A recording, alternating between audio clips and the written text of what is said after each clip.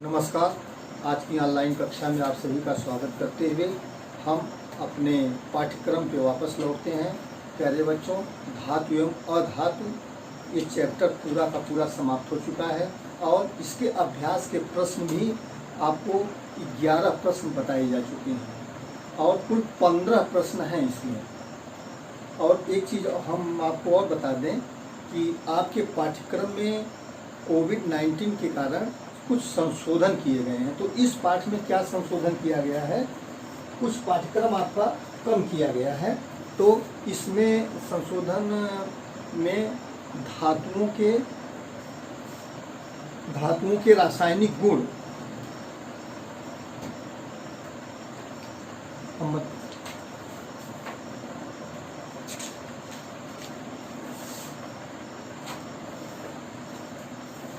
इस पाठ्यक्रम में कुछ आपको पाठ्यक्रम कम किए गए हैं।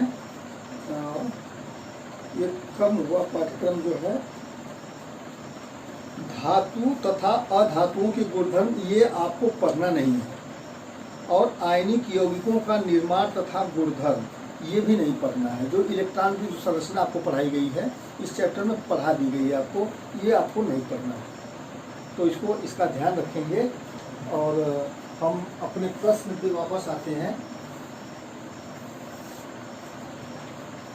13वां प्रश्न, 12 प्रश्न आपको पढ़ाए जा चुके हैं। 13वां प्रश्न है, आपने तांबे के मलिन बर्तन को नींबू या इमली के रस से साफ करते अवश्य देखा होगा। यह खट्टे पदार्थ बर्तन को साफ करने में क्यों प्रभावी है?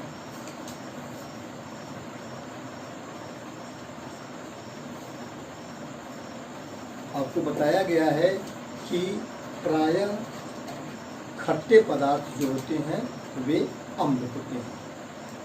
तो इमली या नींबू में अम्ल होता है और ये अम्ल जो है बर्तन में छुपे हुए, तांबे के बर्तनों में छुपी हुई अशुद्धियों को बहुत अधिक प्रभावी ढंग से, बहुत आसानी से अलग कर देता है।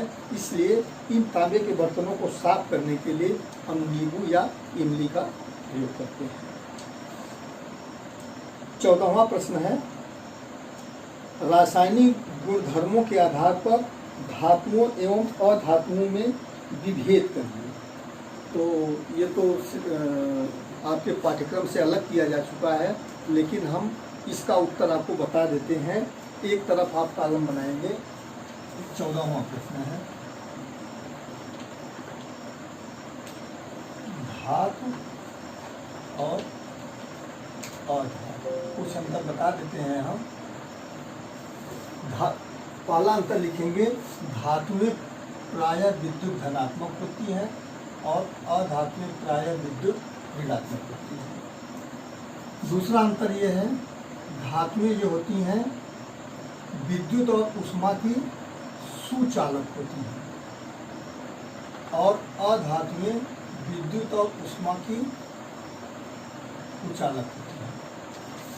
अधातुओं से विद्युत और ऊष्मा का प्रवाह नहीं किया जा सकता। यही दो अंतर आप याद रखिए और तमाम अंतर है। ये 14वां प्रश्न था। 15वां प्रश्न,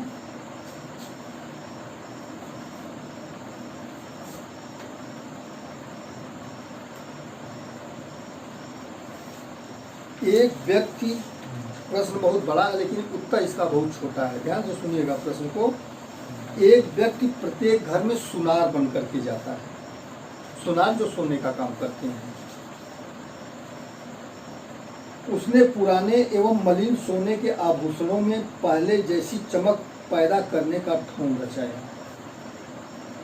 कोई संदेह किए बिना ही एक महिला अपने सोने के कंगन उसे देती है, जिसे वह एक विशेष विलयन में डाल देता है। सोने के कंगन को जो विलयन उसके पास है उसमें डाल देता है। कंगन नए की तरह चमकने लगता है। तो उसमें डाल करके उसको निकालता है तो कंगन एकदम जैसे नया उसने खरीदा रहा उस तरह से चमकने लगता है, लेकिन उसका वजन अत्यंत कम हो जाता है। वह महिला बहुत दुखी होती है तथा तर्क वितर्क के पश्चात उस व्यक्ति को झुकना पड़ता है। महिला उससे तर्क वितर्क करती है कि आपने मेरे आभूषण कंगन को तो चमकीला बना दिया, लेकिन इसका वजन काफ़ी कम कर दिया। तो तर्क वितर्क में जो व्यक्ति सुनार बन के गया वो उसको झुकना पड़ता है, उसको माने लज्जित होना पड़ता है। एक जासूस की तरह क्या आप उस विलेन की प्रकृति के बारे में बता सकते हैं कि वो उसने कौन सा विलेन लिया था? तो प्यारे बच्चों, वो सुनार जो है वह कौन सा विलेन लिया था? इसको कहते हैं अम्लराज।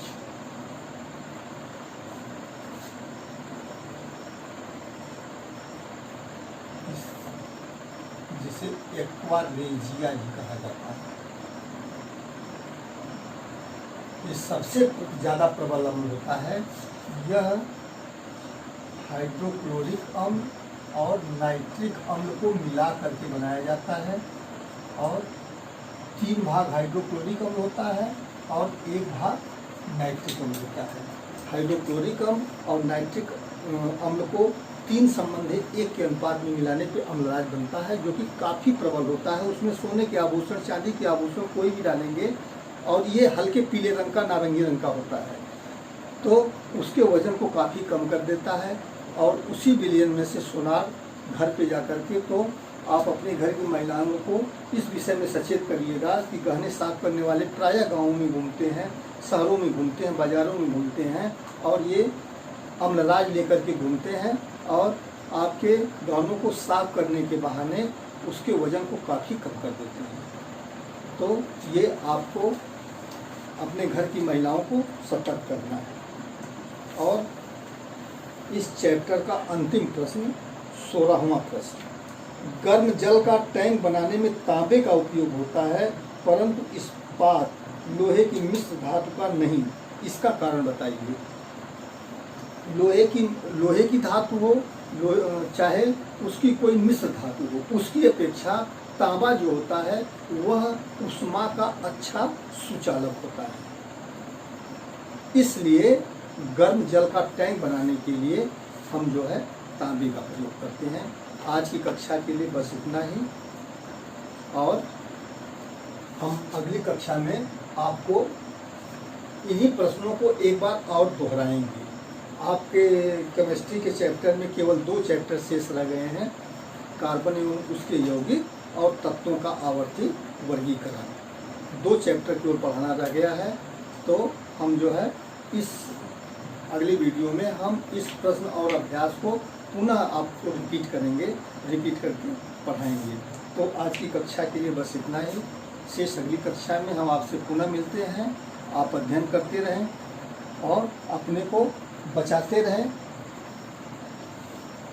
ईश्वर और हम सभी आपके साथ हैं। धन्यवाद।